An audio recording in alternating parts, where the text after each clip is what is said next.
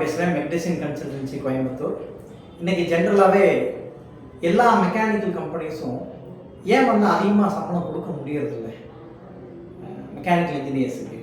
But மற்ற டொமைன்லாம் பார்த்தீங்க அப்படின்னா, மற்ற ஃபீல்டெல்லாம் பார்த்தீங்கன்னா நல்ல சேலரி கொடுக்குறாங்க. ஆனால் மெக்கானிக்கலில் மட்டும்தான் அதிகமான சேலரி கொடுக்க முடியல. என்ன காரணமாக இருக்கும்?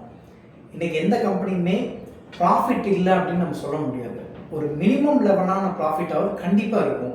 At the same time employees வச்சு ஒர்க் பண்ணுறோம், அவங்களுக்கான மினிமம் கான்ட்ரிபியூஷன் அவங்க ஸ்பெண்ட் பண்ணுறாங்க. அப்போ அவங்களுக்கான நம்ம சேலரி கொடுத்து தான் ஆகணும்.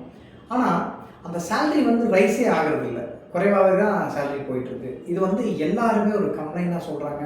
இதனால தான் நிறைய மெக்கானிக்கல் இன்ஜினியர்ஸ் வந்து கோர் மெக்கானிக்கல் இண்டஸ்ட்ரியை விட்டு வெளியில் போகிறாங்க. நல்ல சேலரி எங்கே கிடைக்குதோ அந்த ஜாபுக்கு வந்து போயிடுறாங்க.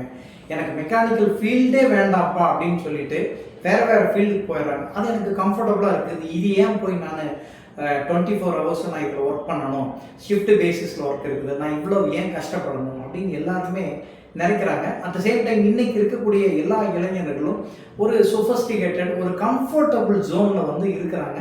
பேரண்ட்ஸும் அந்தளவுக்கு கம்ஃபர்டபுள் ஜோனில் தான் எல்லா குழந்தைங்களையும் வச்சுக்கிறாங்க. அப்போ என்ன ஆகுது? ஓவர் பீரியட் ஆஃப் டைம் போகும்போது அவங்களுக்குன்னு ஒரு இண்டிவிஜுவாலிட்டி வரும். அப்போ வந்து அவங்களும் அடுத்தடுத்த லெவலுக்கு வளர்ந்து தான் ஆகணும்.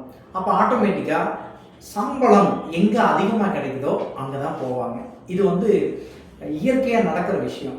அப்போ என்ன பண்ணலாம்னா, இண்டஸ்ட்ரீஸ் வந்து கொஞ்சம் யோசிக்கலாம். யாரும் தப்பாக எடுத்துக்க வேண்டாம். என்னுடைய அனுபவம் ப்ளஸ் நான் வெளியில் ஷேர் பண்ணிக்கிட்ட விஷயங்கள்லாம் நான் உங்களுக்கு ஷேர் பண்ணுறேன். என்னென்னா, இன்றைக்கி வந்து இண்டஸ்ட்ரியும் கொஞ்சம் கன்சிடர் பண்ணலாம். இன்றைக்கி நிறைய டெவலப்மெண்ட்டு, நிறைய டெக்னாலஜி அப்டேஷன்ஸு, நிறைய இன்னோவேஷன்ஸ் எல்லாம் வந்துட்டுருக்கு. அதை அடுத்த தலைமுறைக்கோ அல்லது அடுத்த லெவலுக்கோ எடுத்துகிட்டு போகிறதுக்கு வந்து இன்றைக்கி வந்து பியூர் ப்ரொஃபஷ்னல்ஸ் அல்லது பியூர் என்ஜினியர்ஸ் வந்து இன்றைக்கி நம்ம கிடைக்கிறது இல்லை. அந்த கிடைக்கிறது இல்லைங்கிற ரீசன் என்னென்னா, ரியலாகவே ஒரு நல்ல இன்ஜினியர் நமக்கு கிடைக்கிறாங்க அப்படின்னா அவங்கள வந்து நம்ம ஜாபுக்கு எடுத்து அவங்ககிட்ட ஜாப் நல்லா இது பண்ணி அவங்கள நம்ம தக்க வச்சுக்கிறோமா அப்படிங்கிற ஒரு பெரிய கொஷின் மார்க்காக இருக்குது. அப்படி அவங்கள தக்க வச்சுட்டோம் அப்படின்னா கண்டிப்பாக அவங்களும் அந்த ஃபீல்டில் சர்வே பண்ணுவாங்க. நம்மளும் விச் மீன் தட் இண்டஸ்ட்ரியும் அவங்களுடைய ப்ராடக்ட் அடுத்தடுத்த லெவலுக்கு நம்ம வளர்த்து எடுத்துகிட்டு போக முடியும். இன்றைக்கி வந்து சேஞ்ச் ஓவர் நிறைய இடத்துல நடக்குது. அப்படி சேஞ்ச் ஓவர் நடக்கிறதுனால ரெண்டு சைடும் லாஸ். ஒரு கேரியர் பார்த்தும் கரெக்டாக ஒரு 6 மாதம் ஒரு கம்பெனி, அதுக்கப்புறம் ஒரு 6 மாதம் இன்னொரு கம்பெனி அப்படி மாறதுனால அவங்களோட டோட்டல் ஹிஸ்ட்ரி பார்க்குற போது என்ன ஆகுதுன்னா, ஒரு பர்டிகுலர் ஃபீல்டில் அவங்களோட எக்ஸ்பீரியன்ஸ் அப்படிங்கிறது இருக்காது. அட் த சேம் டைம் இண்டஸ்ட்ரிக்குள்ளே போனீங்கனாலும் ஒரு 6 மாதம் ஒரு வேலையை ஒருத்தர் பண்ணிட்டு இருக்காரு, டக்குன்னு அவர் போயிடுறாரு. அடுத்த 6 மாதத்துக்கு இன்னொருத்தர் எடுக்கிறோம். அப்போ அவரும் 6 மாதம் கழிச்சு மறுபடியும் போயிடுறாரு. அப்போ என்னன்னா, இந்த 6 மாதம் அவர் ஓரளவுக்கு ஸ்டாண்ட் பண்ணி அந்த ப்ராடக்ட் அண்டர்ஸ்டாண்ட் பண்ணி ஸ்டெபிளைஸ் ஆகிறதுக்குள்ள அவர் கிளம்பி போயிடுறாரு. அப்போ என்ன ஆகுது? அங்கே அந்த நல்ல இன்ஜினியர்ஸ் நம்ம தக்க வைக்காம விட்டுறோம். அட் த சேம் டைம் நல்ல இன்ஜினியர்ஸ் வந்து அந்த இண்டஸ்ட்ரி விட்டு வெளியில் போகிறதுனால அவங்களுக்கும் அடுத்த கேரியர் போகிற போது அந்த இடத்துல லாஸ் ஆயிடுது. அப்போது இது ஓவராலாக எப்படி பார்க்கணும் அப்படின்னா, both the side it must be benefited. அப்போது நல்ல இன்ஜினியர்ஸ் வராங்க அப்படின்னா அவங்களுக்கு வந்து நல்ல சேலரி கொடுத்து, நல்ல பெனிஃபிட்ஸ் எல்லாம் கொடுத்து, ஃபுட் அக்காமடேஷனோ அதர் ஃபெசிலிட்டிஸ் எல்லாம் கொடுத்து அவங்கள முடிஞ்ச அளவுக்கு தக்க வைக்க பார்க்கணும் லாங் டேர்முக்கு. At the same time engineers வந்து எப்படி நினைக்கணும் அப்படின்னா, இந்த இண்டஸ்ட்ரிக்கு நம்ம கண்டிப்பாக நம்மளோட ஸ்ட்ரென்த் என்னவோ அதோட கான்ட்ரிபியூஷன் கொடுக்கணும். ஒரு லெவலில் இருந்து அடுத்த லெவலுக்கு நம்ம வளர்த்து எடுத்துகிட்டு போகணும்.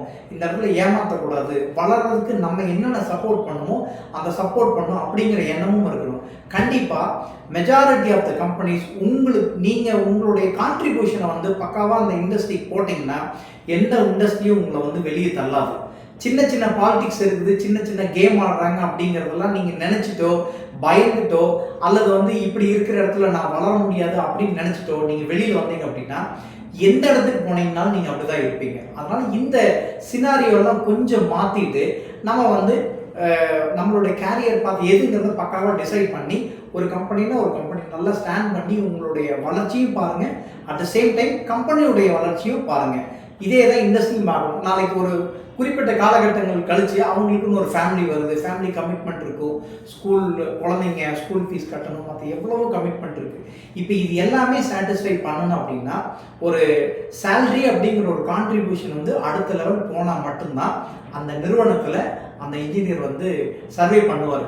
ப்ரொமோஷன் ஒன்று இருக்கணும், அவருக்கான ஃபெசிலிட்டிஸ் வந்து கொடுக்கணும், சேலரி இன்க்ரீஸ் பண்ணணும், ஆட்டோமேட்டிக்காக அவங்களுடைய கான்ட்ரிபியூஷன் இன்னும் நிறைய போடுவாங்க. அப்போ தான் வந்து கம்பெனி வளரும், அவரும் இண்டிவிஜுவலாக வளர்ந்துருவார். ஸோ இது இல்லாத இடத்துல வந்து நம்மளால் அவங்களும் சர்வே பண்ண முடியாது, இண்டஸ்ட்ரியினுடைய வளர்ச்சியும் வந்து ரொம்ப டிக்ளைன் ஸ்டேஜுக்கு போயிடும். எந்த சூழ்நிலையிலையும் இது ரெண்டும் மேட்சே ஆகாமல் போயிடும். ஸோ இது வந்து எப்படின்னா மியூச்சுவல் அண்டர்ஸ்டாண்டிங். இண்டஸ்ட்ரிக்கு நம்ம என்ன கொடுக்க போகிறோம், இண்டஸ்ட்ரி நமக்கு என்ன கொடுக்க போகுது, that's all. So both the side benefited, which mean that win win situation. எங்கெல்லாம் வின் வின் சுச்சுவேஷன் இருக்குதோ அங்கெல்லாம் வந்து கண்டிப்பாக ரெண்டு சைடுமே நமக்கான வளர்ச்சி இருக்குது.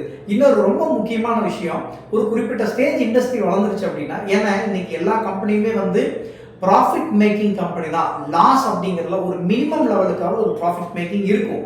அதில் எப்படி நம்ம ஷேர் பண்ணிக்கலாம், எப்படி நம்ம கான்ட்ரிபியூட் பண்ணிக்க முடியுங்கிறது இருக்குது. அட் த சேம் டைம் இப்போ ஒரு டிசைன் இன்ஜினியர்ஸோ அல்லது வேறு மெக்கானிக்கல் டொமைனில் இருக்கக்கூடிய இன்ஜினியர்ஸை வந்து அவங்களுடைய ஸ்கில் செட்டை வந்து அப்டேட் பண்ணிக்கணும். இன்றைக்கி வந்து ஒரு 4 வருஷத்துக்கு முன்னாடி நான் என்ன பண்ணிட்டு இருந்தனோ அதே தான் இப்போ வரைக்கும் பண்ணும் அப்படின்னா கண்டிப்பாக க்ரோ அப் ஆக முடியாது. கம்பெனி என்ன பண்ணும், கட்டாயமாக உங்களை வந்து வெளியே தான் அனுப்பும். ஏன்னா you are not fit for the current technology அல்லது கரண்ட் சினாரியோ. இப்போ அவங்களுக்கு வந்து ப்ராடக்டை டெவலப் பண்ணி ப்ராடக்டோட அடுத்த ஸ்டேஜ் போகணும்னு எதிர்பார்க்குற அளவுக்கு நம்மளும் as an engineer we should develop our own skills. அப்போ நம்ம அந்த ஸ்கில்லை வளர்த்துட்டா மட்டும்தான் அந்த இடத்துல நம்ம சர்வே பண்ண முடியும். அப்போ ஸ்கில்லை வளர்த்தாமையே நான் இங்கே தான் இருக்கேன், நல்லா ஒர்க் பண்ணுறேன்னு சொன்னால் அவங்களுக்கு லாஸ் ஆகிடும். அப்போ இதையும் வந்து நம்ம மனசில் வச்சு தான் நம்மளுடைய கேரியர் பாத்தில் கொண்டு போகணும். ஆட்டோமேட்டிக்காக சம்பளம் வந்து குறைவாக கொடுக்குறாங்க, சம்பளம் வந்து கம்மியாக இருக்குது அப்படின்னு சொல்லி யாருமே நம்ம சொல்ல முடியாது. உங்களுடைய ஸ்கில்லை வந்து எவ்வளோ தூரம் என்ரிச் பண்ணிக்கிறீங்களோ அந்த என்ரிச் பண்ண ஸ்கில்லை வந்து நீங்கள் வந்து கம்பெனிக்கு எவ்வளோ தூரம் கான்ட்ரிபியூட் பண்ணுறீங்களோ கட்டாயமாக உங்களுக்கான வளர்ச்சியும் அடுத்த ஸ்டெப் மூவ் ஆகும், கம்பெனிக்கான வளர்ச்சியும் அடுத்த ஸ்டெப்பு மூவ் ஆகும். So automatically finally will get the win win situations. Thank you.